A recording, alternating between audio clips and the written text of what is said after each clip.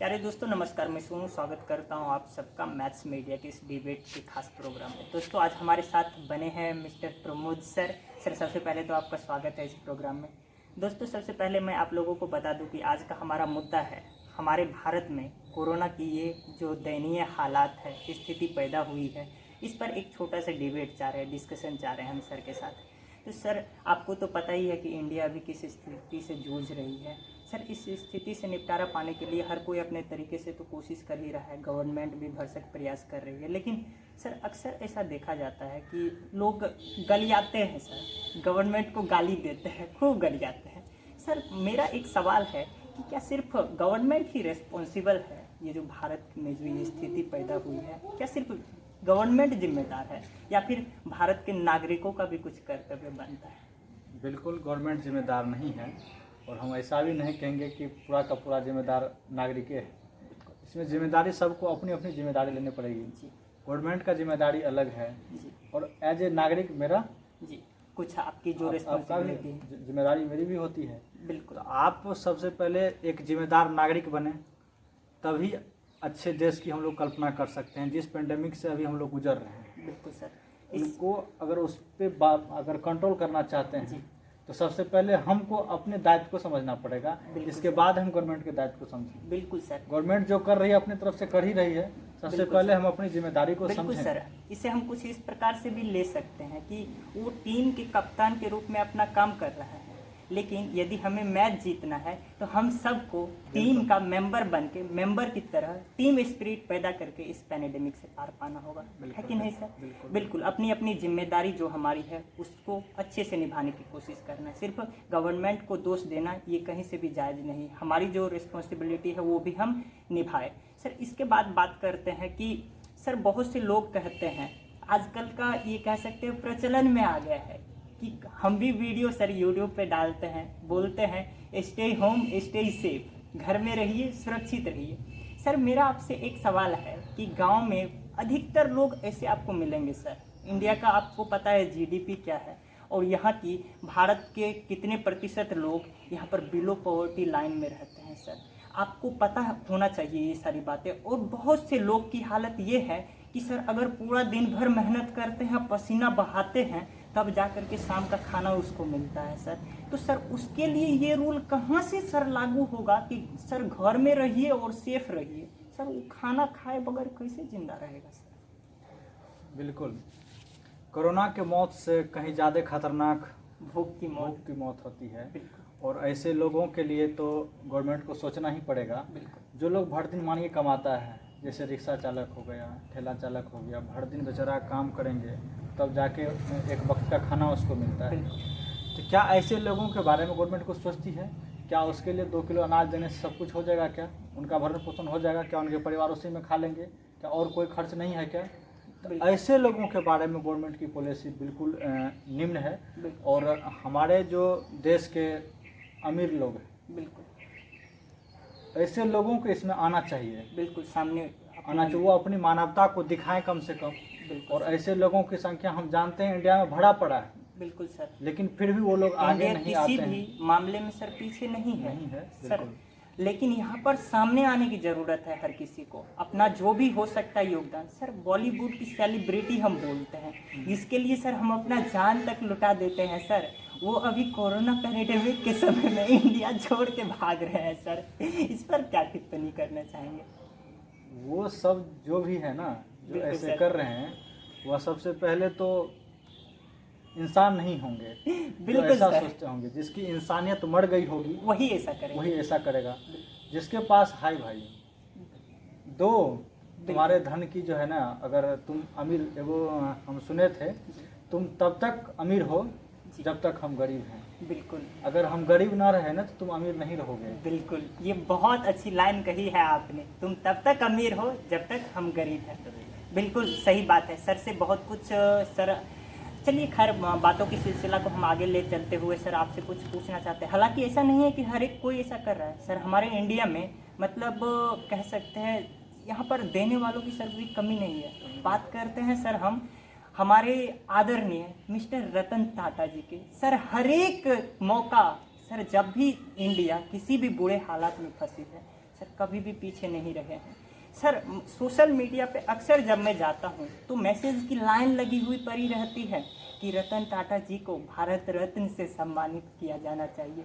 Sir इस पर क्या टिप्पणी करना चाहेंगे? बिल्कुल, उसके लिए सैल्यूट है। बिल्कुल सही है सर। वो हकदार हैं ऐसे इंसान जो हमेशा गरीबों के बारे में सोचे, और उनकी जो डोनेट पॉलिसी है जो वो बिल्कुल देते सर। हैं वो दिल को छू जाता है। शायद ऐसे इंसान भारत रत्न क्या, वो विश्व रत्न है। बिल्कुल बिल्कुल सही बात कही दोस्तों। आपको पता होना चाहिए दोस्तों कि वो अपनी जितना अगर 100 रुपये कमाते हैं तो 66 यानी कि 66, हिंदी में बोले तो 66 रुपये वो दान ही कर देते हैं हम लोगों के लिए। जो भी मतलब यहाँ पर भारत के निम्न तबके के लोग हैं, जो उसकी स्थिति बहुत बेहतर नहीं है, या फिर जो वृद्धाश्रम में रह रहे हैं, या फिर कहीं पर भी जहाँ पर हालत सही नहीं है, उसे बेहतर बनाने के लिए, शिक्षा की व्यवस्था को बेहतर करने के लिए रतन टाटा सर जैसे महान आदमी भी हमारे देश में हैं जो हमेशा तत्पर रहते हैं। बिल्कुल सर, बातों की सिलसिला को हम आगे ले जाते हुए सर कुछ पूछना चाहेंगे कि सर अभी जो हमारी देश की हालत है, पता है सर कि गवर्नमेंट पहले से तो वो तैयार नहीं थी।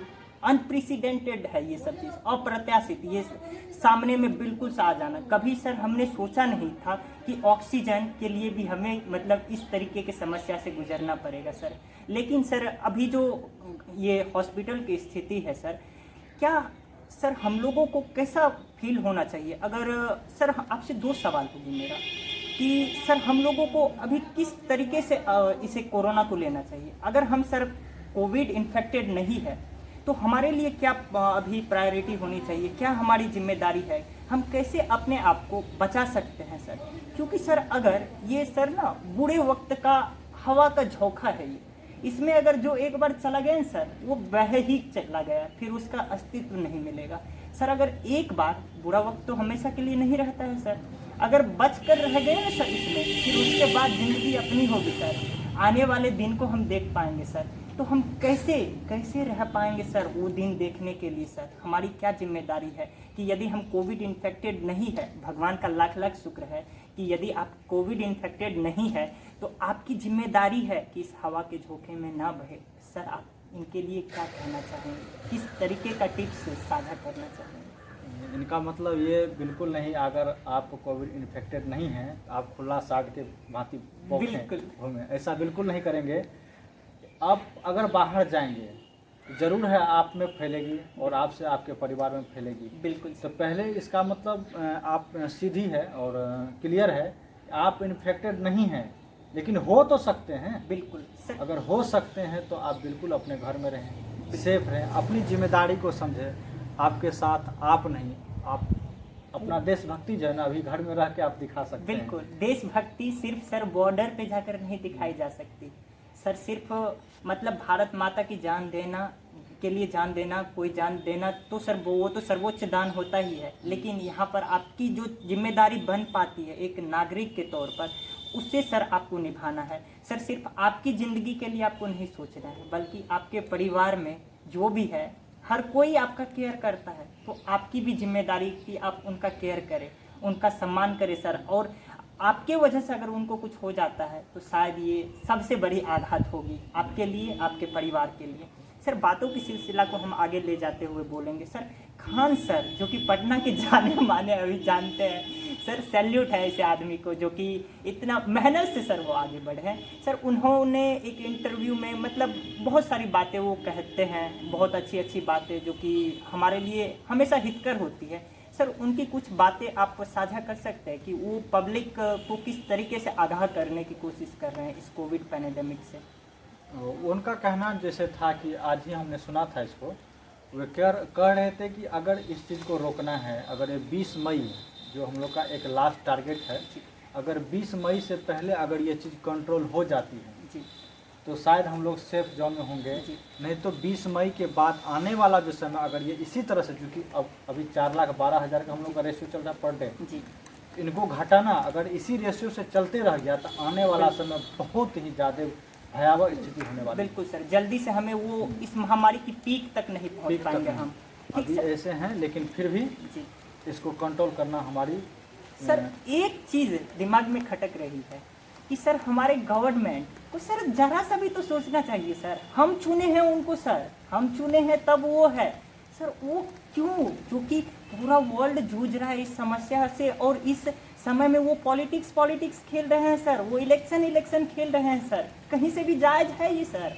बिल्कुल ये बात जायज़ नहीं है, और ये ऐसे चुनाव आयोग को तो मैं पूछता हूँ, ये चुनाव आयोग कहीं का नहीं है। बिल्कुल सर। अगर इतना ज़्यादा पेंडेमिक स्थिति होने के बावजूद भी ये अपने 5 स्टेट में चुनाव करवा लिया जी और सुप्रीम कोर्ट बोलबो किया था, लेकिन ऐसे उनको भी ये बिल्कुल सर। कहा- स्थिति सबसे पहली चीज है सर कि यहाँ की भारत की संविधान सर, मतलब सम्मान करता हूँ मैं जो भी है कॉन्स्टिट्यूशन का भारत रूल। का संविधान जो बना है वो भारत के लोगों से बना है। जी जब लोग ही नहीं रहेंगे तो संविधान का क्या करोगे? बिल्कुल बिल्कुल सही और बात हमारे कही आपने लीडर सर। को देखो ना, वो बिल्कुल। उनको क्या लगता था? वो तो भीड़ दिखा के अपनी पब्लिसिटी एकदम सर बढ़ा रहे थे। धज्जियां उड़ा रहे हैं सर, उनको जरा भी हम शर्म नहीं, चुने। और अभी रूल्स बना रहा है। तो बिल्कुल। पहले तुम तो रूल्स, तो पहले कम से कम बिल्कुल। तुम तो सही हो, तो इंडिया रूल्स में बनाओ ना। यही तो है ना दोस्तों कि रूल बनाई जाती है, लेकिन सिर्फ हम जैसे छोटे लोगों के लिए। यहाँ पर बड़े लोग रूल तोड़ने के लिए होते हैं, ठीक ना? तो दोस्तों जरूर सिखाना है, गवर्नमेंट को सीख देनी है,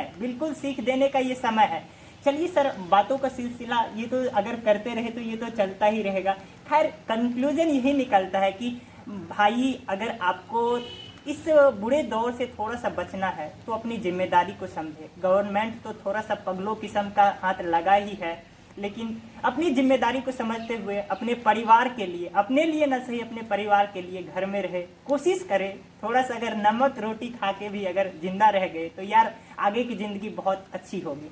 बिल्कुल सर, इसी बातों के साथ इस प्रोग्राम को हम यहाँ पर समाप्ति करना चाहेंगे। बिल्कुल दोस्तों, मिलेंगे हम आपसे इसी तरह के इंटरेस्टिंग मुद्दों के साथ। अभी जो है देशभक्ति दिखाना आपका घर में रहना भी है। अपना देशभक्ति दिखाइए, आप अपने घर में रहें, आप सुरक्षित रहें, अपने परिवार को सुरक्षित रहें। मिलते हैं फिर अगले कार्यक्रम में, आपसे मुखातिब होंगे। बिल्कुल, थैंक यू दोस्तों, मिलते हैं हम आपसे आपके अगले वीडियो प्रोग्राम में। Thank you, thanks a lot.